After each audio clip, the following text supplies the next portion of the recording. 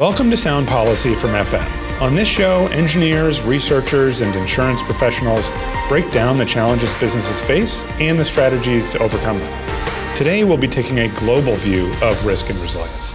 Every year, we release the FM Resilience Index, our annual ranking of 130 countries and territories by the resilience of their business environments.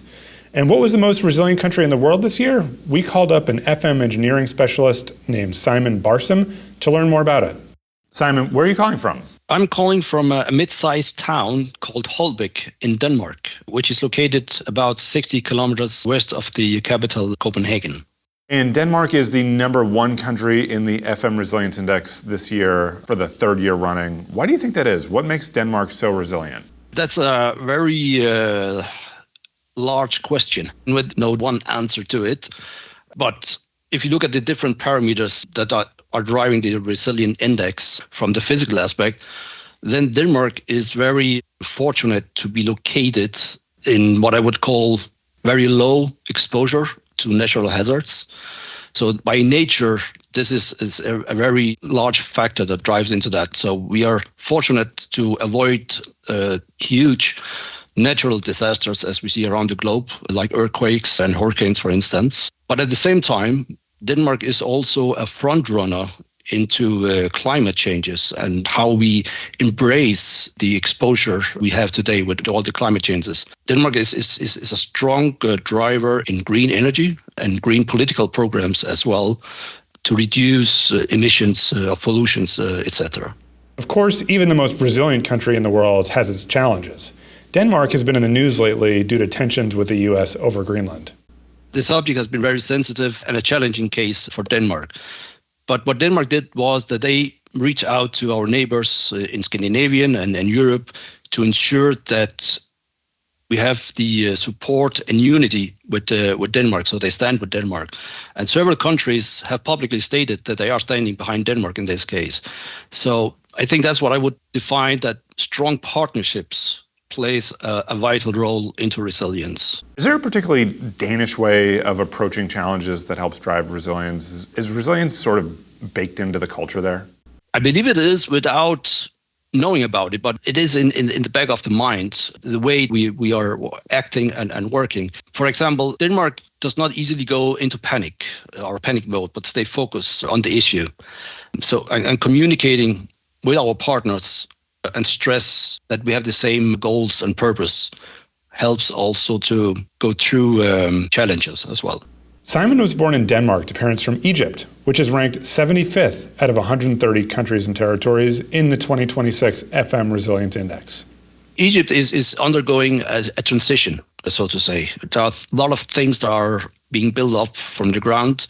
Huge inflations have played a role and made life difficult in Egypt. But what I see, I go to Egypt a couple of times a year, and each time I go, I see the developments that are happening in Egypt, especially in the infrastructure of the country, which are needed. Then I would say, positively, you see the resilience at many of our sites in Egypt compared to how the country is resilient, if you can see that. And I think that speaks a lot about also that most of the sites are multinational owned company. So they also get the needed support, funding, support to drive a good risk quality. I mean, first time I visited the sites, our clients in Egypt, I was very surprised how many sites were actually sprinkler protected compared to what I see in Denmark, for example. So that was an eye-opener for me, and how our clients are really on board with FM and how they want to improve the risk and be aligned with FM's goal to improve the overall risk quality. There are, of course, 128 other countries and territories in the FM Resilience Index. To find out more about how this tool ranks them, we spoke to Leo Kushner, Business Intelligence Director at FM. Leo, thanks for joining us. Before we get into the data, can you share a little bit more about yourself? My career started in the technical space, but I was drawn to analytics less by the tools and more by the questions that we answer, especially how decisions get made when there isn't a perfect equation or algorithm to support it. I was always interested in how data and real-world decisions come together, and that naturally led me to business intelligence, where the goal is to help people understand what data means and how to act on it. Comes in as a big spreadsheet, but it comes out with actual actionable decisions. Absolutely. The FM Resilience Index is a country-level, data-driven view of business resilience. It looks at exposure to disruption and the conditions that support it. We look across 130 different countries, and it's at a country level. It's not a site-specific score or a prediction. It's a strategic lens to help leaders think more clearly about geography with site selections, with supply chains, and long-term risk. How long has FM been doing the Resilience Index for? How has it sort of evolved over the years? FM's been producing the Resilience Index for just over a decade. It started with a smaller set of economic and risk drivers, and it's evolved as the risk landscape has changed. Over time, we've added new factors like water stress, climate change exposure, and GHG emissions. We also restructured the index into macro and physical factors to better reflect resilience and how it actually works. You're a data guy. What sort of data is used across the factors in the FM Resilience Index? The index combines FM proprietary engineering information and loss prevention data with trusted public sources like World Bank, IMF, World Health Organization, and UN. That combination is what gives us the ability to capture both macro conditions as well as physical risk management quality. Proprietary data, so that's based on things that have actually happened in the real world, not a hypothetical ranking. Can you explain how that proprietary data comes into the mix? Absolutely. So we have our own engineering data, which we've been capturing for decades, that we rely on to make decisions. And that data is leveraged within these components of the Resilience Index as well. So let's talk about 2026 data. When you first got the new data this year, what jumped out to you when you're going through the data? What really stood out to me in 2026 is how interconnected the risks have become. It's less about any single hazard and more about how things like climate, water stress, and fire protection combine to shape recovery. The index really reinforces that resilience is holistic and not standalone.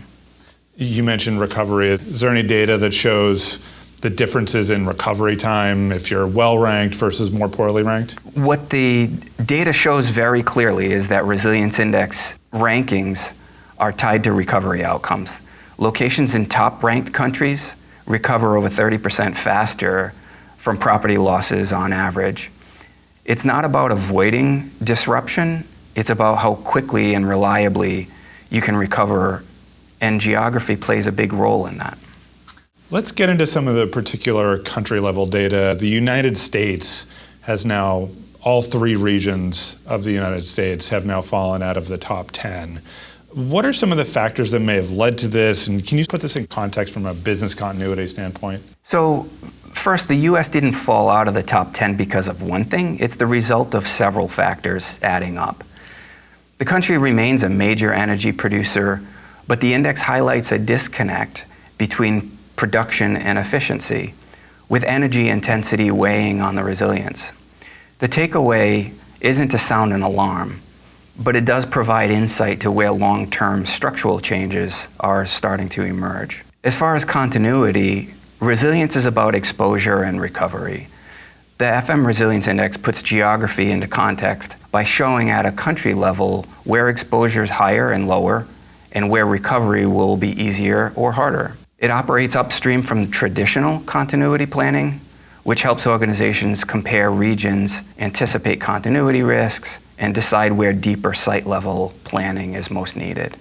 So how should a business interpret if, say, their country has fallen significantly in the rankings year over year? How should business leaders in those countries be thinking about what that means? Well, first, they shouldn't overreact to the rank itself. The ranking's just a signal, it's not a verdict.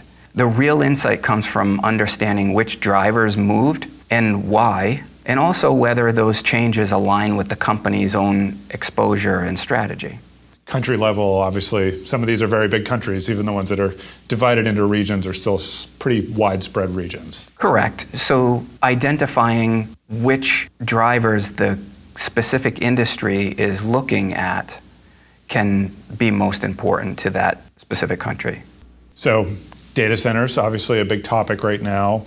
What rankings might be relevant to the data center industry? What trends were you seeing emerge in those rankings this year? For data centers, I see 5 factors that are likely most relevant. Those are energy intensity, water stress, internet usage, fire risk quality, and cybersecurity. What we're seeing is efficiency and physical constraints like water availability and fire risk are becoming just as important as power generation and grid resilience within the business sector. So for businesses that want to dig deeper, what's the best next step that they could take? The index helps identify where questions exist. The next step is connecting that country-level insight to your actual operations through site-level assessments, supply chain reviews, and continuity planning. That's where insight turns into real, measurable resilience. Leo, thanks for being on the show. Thanks for having me. This data-driven decision-making seems more relevant than ever at a time of global volatility. As Denmark shows us, even the most resilient places have their challenges. To learn more about the Resilience Index, you can visit fm.com/resilience-index or check the show notes. To learn more about Denmark, though, just talk to a Danish engineer like Simon Barsoum. Walk us through a Danish factory. What might you see there that would tell you you're in a Danish factory, that you're in the sort of place that might bounce back more quickly from property loss? When I enter a site in Denmark, very quickly, you get an insight how this organization works and functions. From the moment you enter, like the lobby, the premises, you realize quickly how the security level is at that site. Does the site have fire protection installed? You talk to the client, how are they prepared for an upset event? What plans do they have to act during a loss event, but also how do they plan to recover as soon as possible? So when you talk to the clients about these topics and you found they are in place, you leave the site with a very good feeling because one, it's a really good, relatively good risk quality, but even more, should a loss happen, they will bounce back quickly because they are prepared for it. So for me, that's also another type of resilience. In the 2026 FM Resilience Index, 9 out of the top 10 spots were claimed by European countries. Why do you think that is? I think this, if you look at Europe is the smallest continent on the planet, if you exclude Australia for a moment, which means European countries are well connected. We have the European Union, which ties Europe together. And I believe that the European Union also set some strategies, and there are many shared collaborations between the countries in Europe. So I would say Europe goes hand in hand a long way, and that impacts the results of the resilience in many European countries, I believe. Thanks, Simon. Let's end this on a high note. If someone were to visit, where would you take them to show them the real Denmark? I would probably start with Copenhagen. That's where they land typically. Take them into the capital, show them all the history of Copenhagen, show them all the sightseeing points, go to a very nice restaurant, try Danish food like sausages, pork roast. We also have what we called in Danish smørbrød. So that's like a rye bread with a lot of nice toppings on. That's also very, very traditional Danish specialty. And then I will probably take them out of Copenhagen and go to a midtown, like my own hometown, and show how things are really down to earth and the fresh air and the nature. That's where probably I would take a visitor to see the big one and the less bigger one. Simon, thanks for being on the show. Thank you, Brian. Thanks for having me. To learn more about the FM Resilience Index, visit fm.com/resilience index. Thanks for listening. Don't forget to like and subscribe. You can reach the show at podcast@fm.com. See you next time. Copyright 2026, Factory Mutual Insurance Company, all rights reserved. This podcast is for informational purposes only and aims to highlight potential hazards or conditions to help reduce property loss. FM makes no express or implied warranties and assumes no liability for the use of any information or products mentioned.